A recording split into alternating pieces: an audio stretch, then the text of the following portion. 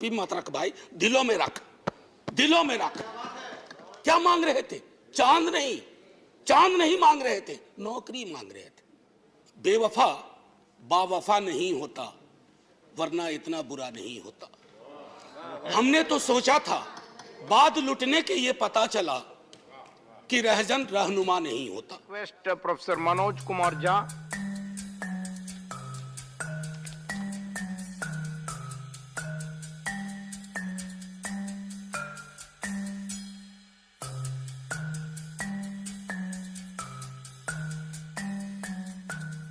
माननीय vice chairman साहब, शुरुआत यूं हुई कि गवर्नमेंट ऑफ इंडिया एक्ट 1919 के बाद हमारे यहाँ इस रवायत की शुरुआत हुई। उससे पहले हमारे यहाँ ये परंपरा नहीं थी।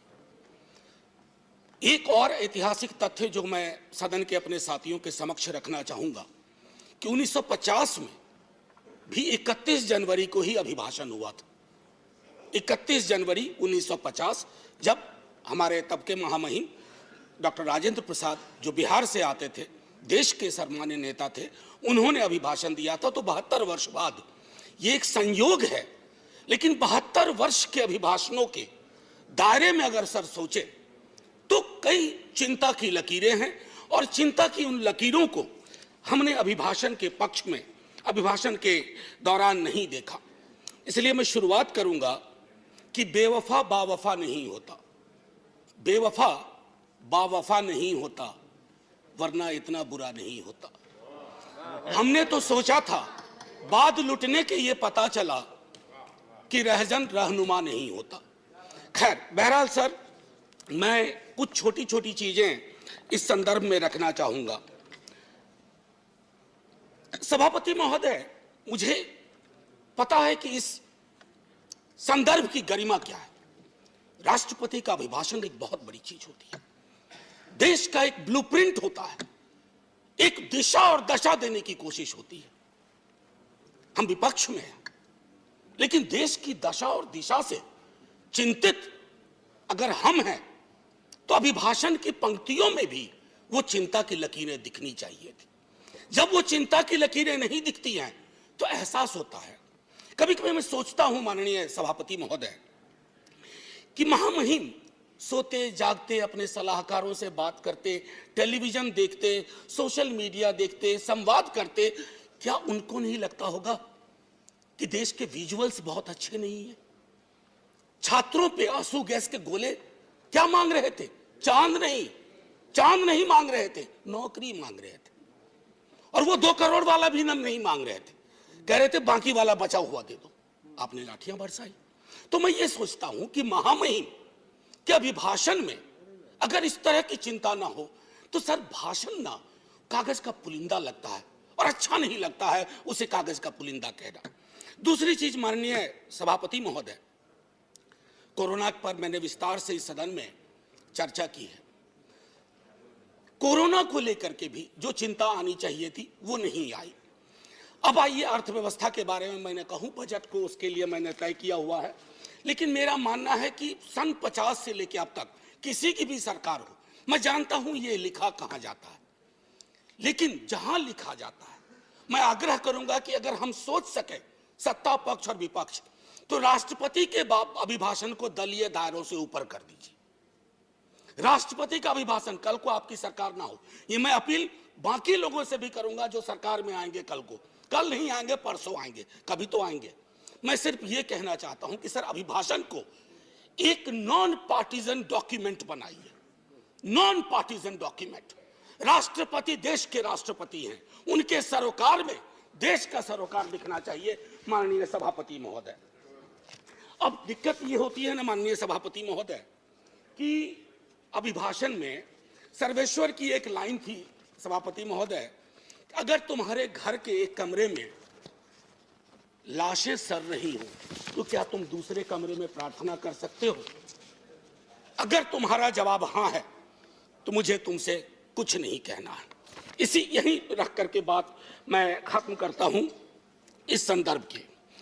सर, पैरा 4 माननीय राष्ट्रपति जी के अभिभाषण का है, जो कहता है remembering the past and learning from it.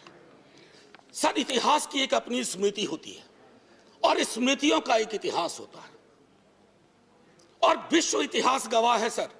जिस किसी ने भी अतीत की स्मृतियों के साथ छेड़छाड़ करने की कोशिश की, उसको बदलने की कोशिश की, वो इतिहास के फुटनोट में चले गए।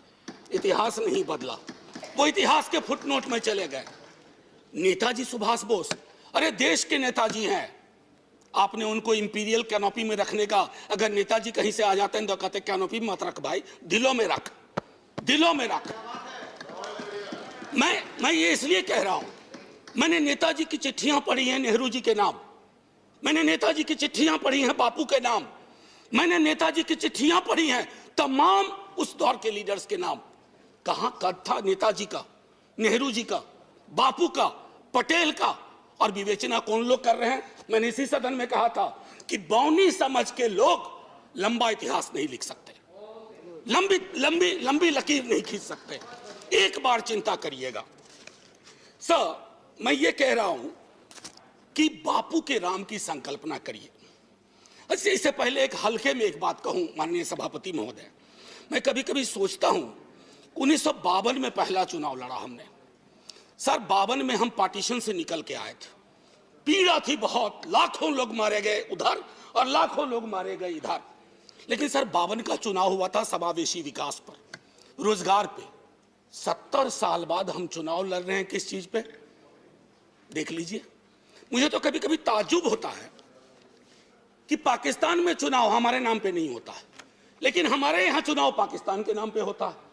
अब मैं तो कह रहा हूं कि जिन्ना कहीं भी होंगे सोच रहे होंगे कि जो जीते जी मैंने नहीं पाया, भाजपा वालों ने मुझे मरने के बाद दे दिया। ये मैं समझता हूं हम सब के लिए सर चिंता का विषय होना चाहिए। सर मैंने कहा था कि बापू के राम, जब इतिहास की बात करते हैं सर, ये किताब है प्रार्थना खंड, बापू की किताब है, बापू की प्रार्थनाओं का संकलन है। मैं आग्रह करूंगा सब पढ़ें। जब नोआखोले से लौट के आए बापू, बहुत पीड़ा थी, उन्होंने अपना प्रार्थना बदल दिया। वो प्रार्थना भजमन प्यारे सीताराम की जगह भजमन प्यारे राम रहीम, भजमन प्यारे कृष्ण करीम। आप क्या कर रहे हैं? कृष्ण और करीम के बीच में कटीली दीवार लगा रहे हैं, राम और रहीम के बीच में दीवार लगा रहे हैं। ये दीवारें आज हो सकता है ताली दिलवा रही हो, आप मिट जाएंगे, ये दीवारें भी मिटेंगी, वक्त वक्त की बात है। बस एक बार सोचेगा जरूर, क्योंकि बापू पे माल्यार्पण आप भी करते हैं और बहुत, बल्कि आप चश्मे पे कर दिया, आपने महदूद कर दिया। बापू का चश्मा लीजिए, बापू को चश्मे में मत रखिए, ये मेरा आग्रह होगा। एक चीज तो ये थी सर, माननीय सभापति महोदय, कोविड के संदर्भ में मैं बोलूंगा नहीं, मैंने पहले ही कहा, इश्तेहारबाजी हो रही है। जो सरकारें, मैं सिर्फ केंद्र को नहीं कह रहा हूं, जो सरकारें कोविड के वक्त में नदारद थी, सोशल मीडिया गवाह है, वो सरकार 4 पन्ने का इश्तेहार दे रही है। अब पहले नेता लोग काम करते थे तो लोग कहते थे अरे सोच दम ईमानदार है, काम दमदार है। अब लगता है दूसरे का भरोसा नहीं, खुद ही छपवा दो, सोच ईमानदार काम दमदार। अरे लोगों को बोलने दीजिए। अब देखिए सर, दूसरी चीज कोविड के संदर्भ में मैं आपको कहूंगा, जब आप कहते हैं ना कि फलाने की तुलना में यहां इतने कम मरे वगैरह, 18 से तुलना करते हैं, सर जिन परिवारों के चिराग गुम हुए ना, उनके लिए मौत आंकड़ा नहीं है सर। मेरी बेटी की एक साथ में लड़की पढ़ती थी, 2 बेटियां थी, माता पिता 1 हफ्ते के अंदर दुनिया से चले गए। उसको नंबर बताएंगे हम कि ये आंकड़ा है तुम्हारे बाबूजी का, ये आंकड़ा है तुम्हारी मां का। ये नहीं होना चाहिए सर, इतनी तो संवेदनशीलता होनी चाहिए, सरकार किसी की भी हो सकती। क्या हो गया सर आजकल? देखिए शब्दावली बदल गई है। वाजपेयी जी की सरकार एनडीए गवर्नमेंट कही जाती थी, या आपकी भी सरकार शुरू में जब बनी थी तो एनडीए गवर्नमेंट या बीजेपी गवर्नमेंट, अब कहते हैं मोदी गवर्नमेंट, अब हो गई है केजरीवाल गवर्नमेंट। सर ये जो बीमारी है ना, पूरी सरकार व्यक्ति केंद्रित हो जाएगी ना सर, तो डेमोक्रेसी में दिक्कत क्या हो जाती है कि डेमोक्रेसी को सबसे बड़ा खतरा कल्ट से होता है। If a leader becomes a cult, first the internal democracy is destroyed, then democracy everywhere is